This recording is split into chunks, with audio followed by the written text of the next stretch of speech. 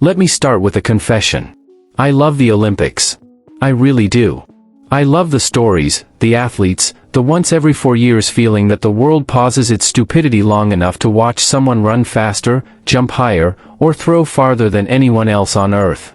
But the more you look behind the curtain, the harder it is to ignore one uncomfortable truth: the Olympics, as a business model, is borderline predatory. And no, that's not hyperbole.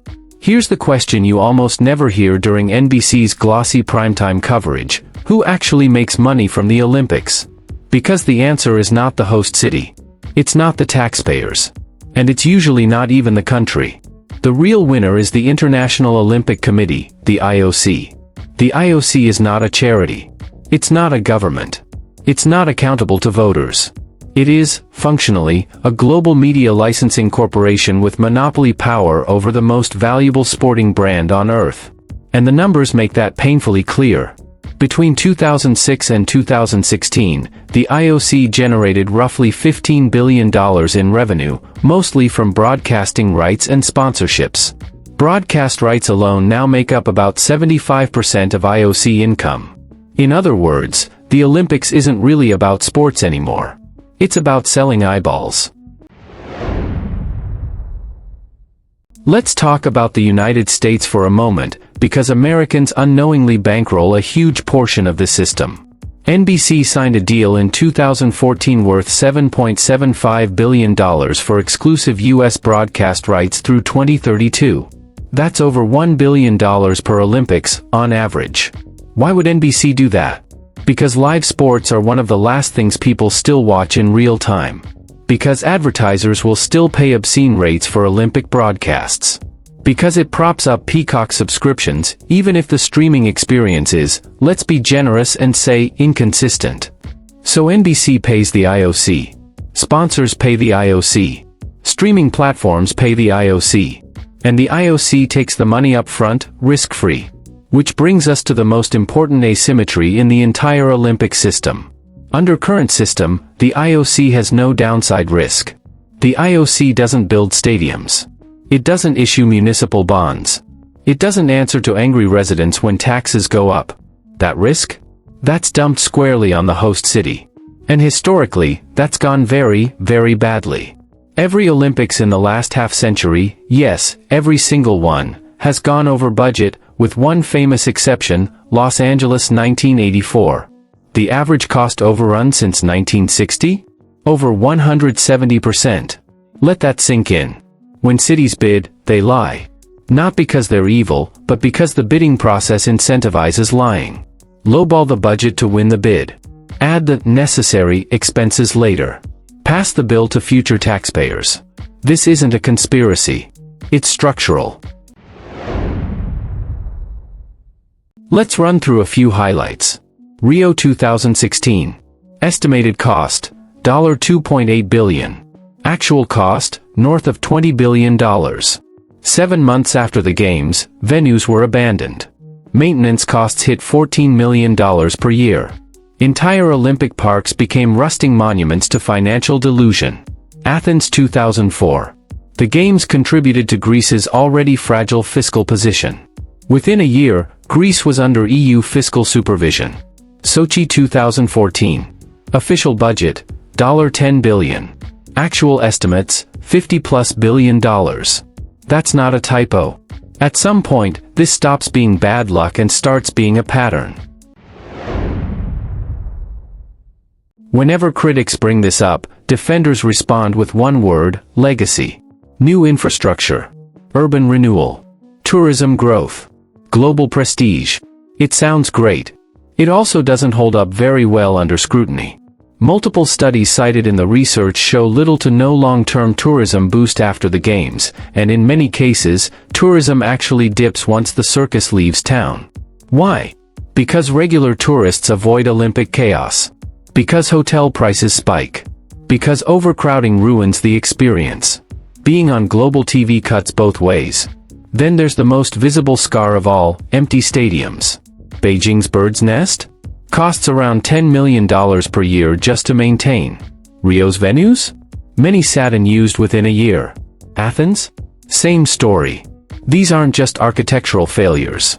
They're opportunity costs, money that could have gone to housing, transit, education, or literally anything else residents actually needed. So why does anyone still host? Here's where things get interesting. Despite decades of financial disasters, cities keep lining up, or at least, they used to. Because hosting the Olympics isn't an economic decision. It's a political one. Local leaders chase prestige. National governments chase soft power. No one in office today expects to be around when the debt comes due. Which is exactly why, over time, citizens started pushing back. Look at the trend. 2004, 12 cities bid. 2020, 5 cities. 2024, 2 cities. By 2017, the IOC was so desperate it did something unprecedented. It awarded 2 Olympics at once, Paris 2024 and Los Angeles 2028, just to keep the pipeline alive. That should have been a flashing red warning light. And that's where Paris comes in. Paris 2024 is being marketed as a turning point. A cheap Olympics. A responsible Olympics. And to be fair, by Olympic standards, it kind of is. About 95% of venues already existed. The budget sits around $9.7 billion, far lower than recent games. Relative to French GDP, it's only 0.3%. This is the IOC's new survival strategy: only pick cities that already have everything. Only pick cities rich enough to absorb the risk. Quietly abandon the idea that the Olympics are for everyone. Which raises a bigger, more uncomfortable question. If only rich cities can host, what is the Olympics becoming? Is it still a global celebration? Or is it just a traveling broadcast package, rotating between a handful of megacities that can afford to lose billions without collapsing?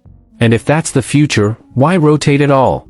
Because once you accept that only rich, already built cities can host the Olympics safely, a much darker realization follows. The Olympic movement is quietly abandoning its own founding myth. This idea that the games belong to the world, that any city can rise to the occasion, that hosting is an honor rather than a liability, that story is breaking down in real time. And the IOC knows it. There's one Olympics the IOC both loves and hates: Los Angeles 1984. It made money. It didn't overbuild. It used existing venues. It avoided taxpayer disaster. And most importantly, LA had leverage. Because in 1984, nobody else wanted the games. That's the key detail people miss. LA didn't succeed because it was virtuous. It succeeded because the IOC was desperate. And that desperation forced the IOC to accept a deal where the host city kept more control, took fewer risks, and didn't bankrupt itself. The problem? The IOC spent the next 40 years trying to make sure that never happened again. After LA 1984, the IOC did 3 things: centralized broadcast revenue. Instead of letting host cities keep TV money, the IOC gradually took a bigger and bigger cut, reaching roughly 70 to 75% in recent games. Expanded the games relentlessly. More sports. More athletes. More venues. More requirements. Which meant more cost, borne by hosts, not the IOC. Encouraged bidding wars. Cities competed by promising grander projects, shinier stadiums, bigger legacies. This wasn't accidental. It was incentive engineering. And for about 2 decades, it worked. Until cities started doing the math. By the 2010s, something new happened: voters revolted. Boston dropped out after public backlash. Hamburg withdrew after a referendum. Budapest folded after petitions. Rome's mayor pulled the plug outright. The pattern was unmistakable. Once citizens understood that costs were underestimated, benefits were overstated, risks were socialized, they stopped buying the pitch. By 2017, the IOC wasn't choosing hosts anymore. It was begging for them. That's why Paris 2024 and LA 2028 matter so much. They're not just Olympics. They're proof of concept trials. Paris is testing: can an Olympics be cheap by Olympic standards? Can reuse and temporary venues actually work? Can public anger be kept under control? LA 2028 will test something even more important: can a modern Olympics survive in a fully commercialized, streaming-first media environment? Because if LA fails, financially, politically, or reputationally, the IOC has a serious problem. And bad news for IOC doesn't stop here, because there's another uncomfortable truth. Olympic TV audiences are aging. Younger viewers don't sit through 6-hour broadcasts. They want clips, highlights, moments, not ceremony. NBC knows this. That's why Peacock exists. That's why billions are being thrown at streaming rights. But here's the risk: if broadcasters stop overpaying, if advertisers stop caring, if live Olympic viewership fragments, then the IOC's entire financial model cracks. Because remember, the IOC doesn't have a plan B. The IOC's answer to all this is something called Agenda 2020. On paper, it sounds great: fewer permanent venues, more sustainability, more flexibility, lower bidding costs.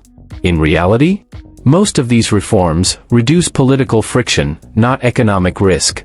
Shift costs around rather than eliminate them. Rely heavily on hosts already being rich and developed. Agenda 2020 doesn't save weaker cities. It quietly disqualifies them. Which brings us to the forbidden idea. Economist Andrew Zimbalist has floated a solution that makes the IOC extremely uncomfortable: permanent Olympic host cities. One for summer games. One for winter games. No bidding wars. No white elephants. No 10-year planning disasters. From a purely economic and environmental standpoint, it makes a frightening amount of sense. So why hasn't it happened? Because a permanent host would mean less leverage over cities, less political theater, less justification for legacy spending, less ability to extract concessions. And most importantly, it would expose the Olympics for what they really are: a media product, not a development strategy. The rotating host myth is essential to the IOC's moral authority. Without it, the Games look less like a global celebration and more like a traveling broadcast package. A licensing machine. A risk transfer mechanism. That's a branding problem. Here's the final irony in all this. The Olympics were invented to bring nations together, to reduce conflict, to celebrate shared humanity. But economically, they increasingly only work for places that don't need them. Cities that already have infrastructure, tourism, capital markets, and political stability. Which raises the ultimate question: if hosting the Olympics doesn't help cities develop, what is it actually for? The Olympics aren't dying, but they are shrinking in ambition. They're becoming safer, more corporate, more exclusive, more cautious. And that might be the only way they survive. The real danger isn't that the Olympics disappear. The real danger is that they quietly turn into a closed club of rich cities. A television product detached from place. A spectacle without legacy, despite all the talk.